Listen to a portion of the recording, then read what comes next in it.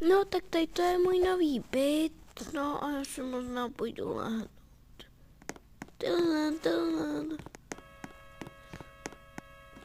No a ještě mu koupím, to je fakt luxusná. Tady někdo byl, jsem neznám. Paní, co tu děláte? Dobrý den, já bych tu chtěla bydlet s váma. Ale to nejde, to je náš byt. Ale jde. Ale paní, vypadněte, je to můj byt. Ne, ty vypadni, holčičko, je to můj byt, odejdi. Odejdi, varuju tě. Já neodejdu, paní, já neodejdu, je to můj vlastní byt.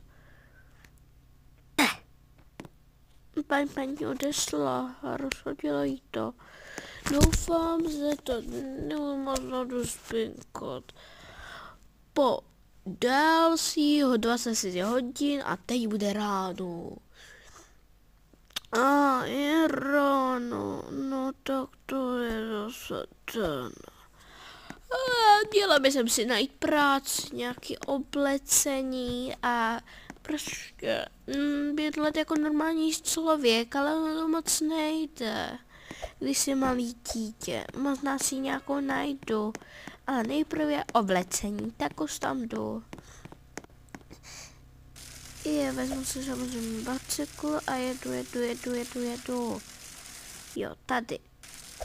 Tak, možná si něco tady vyberu.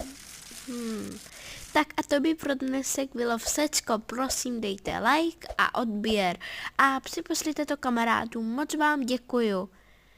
Tak pa.